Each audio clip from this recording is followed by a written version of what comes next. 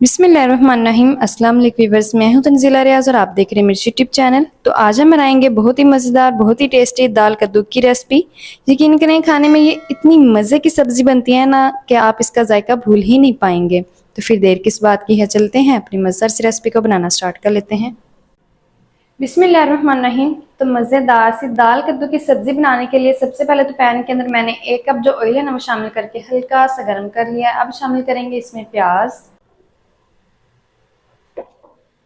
तो प्याज देखिए, यहाँ पर मैंने एक बड़े साइज के ली है जिसको ना मैंने रफली सा चॉप कर लिया है। मीडियम फ्लेम पर प्याज को हमने फ्राई कर लेना है ताकि जो प्याज है ना हमारी वो अच्छी तरीके से नरम हो जाए, प्याज का जो कलर है ना वो हल्का सा लाइट गोल्डन सा हो जाए। तो मीडियम फ्लेम पर मैं प्याज को फ्राई कर लूँ, फिर मैं आपको दिखाती हूँ।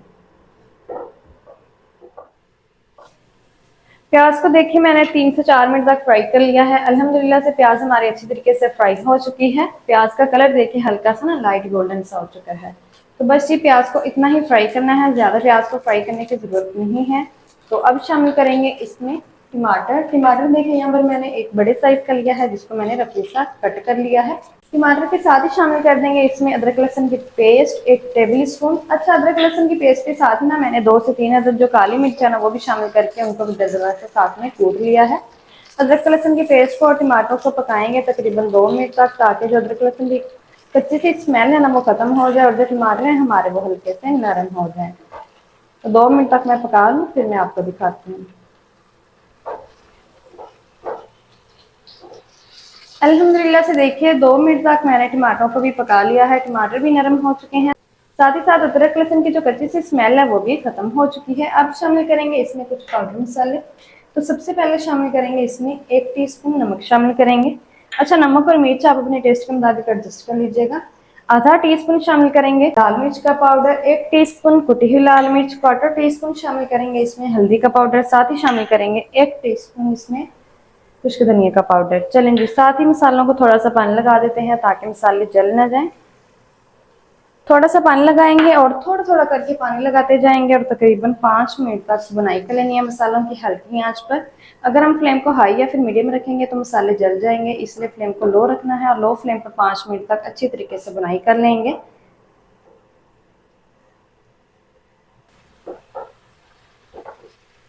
अल्हम्दुलिल्लाह से देखिए 5 मिनट तक हल्की आंच पर मैंने मसालों की बुनाई कर ली है। मसाले हमारे अच्छी तरीके से भून चुके हैं, ऑयल भी किनारों पर आ चुका है, तो इसका मतलब जो बनाई है ना हमारी अच्छी तरीके से हो चुकी है मसालों की। फ्लेम को ऑफ कर देते हैं एक दफा से।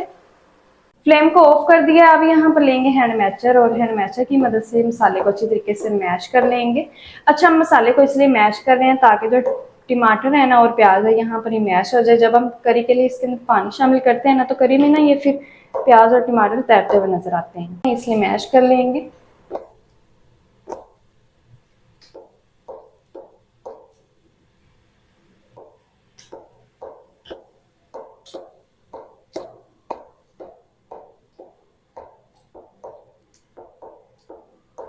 चलें जी, प्याज को और टमाटर को मैंने अच्छी तरीके से मैश कर लिया है। फ्लेम को फिर से ऑन कर देते हैं।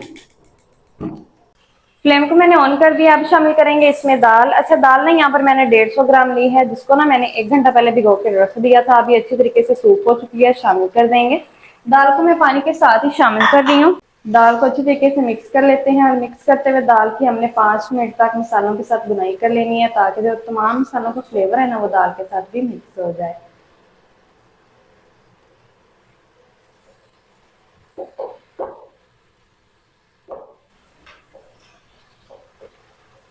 अल्हम्दुलिल्लाह से दाल की भी 5 मिनट तक बुनाई कर ली है। दाल भी हमारी काफी हद तक जो है वो भून चुकी है। अब शामिल करेंगे इसमें कद्दू। अच्छा, 500 ग्राम यहाँ पर मैंने कद्दू लिए हैं जिनके जो पीसेज है ना मैंने कुछ इस तरीके से बनवा लिए हैं। आपने अपनी मर्जी से इसकी कटिंग कर लेनी है। दाल और कद्दू की अब हमने एक साथ बुनाई कर लेनी है 5 मिनट तक हल्की आंच पर।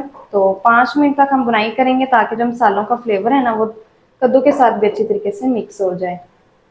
तो मैं 5 मिनट तक बुनाई कर लूँ, फिर मैं आपको दिखाती हूँ।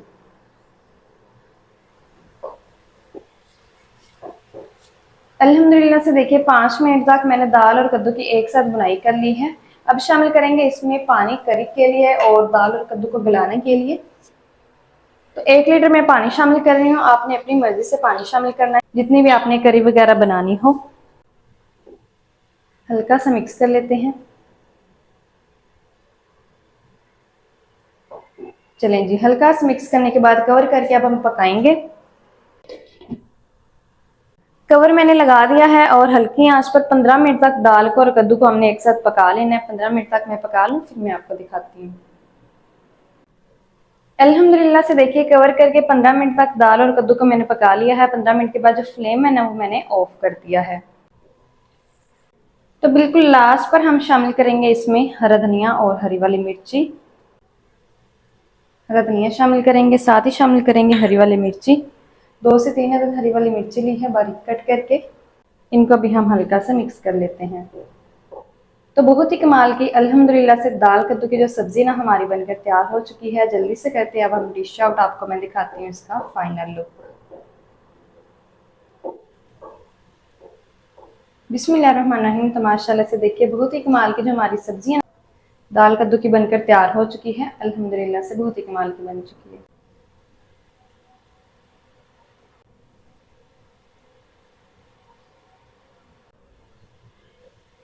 तो माशाल्लाह जी ये थी हमारी आज की रेसिपी दाल कद्दू की सब्जी की। दाल कद्दू की सब्जी मजेदार टेस्टी किस तरीके से बनाई जाती है तमाम तरीका आपके साथ शेयर कर दिए। वीडियो अच्छी लगे तो वीडियो को लाइक और चैनल को आपने लाजमी से सब्सक्राइब करना है। मिलते हैं नेक्स्ट वीडियो के साथ, तब तक के लिए अल्लाह हाफिज।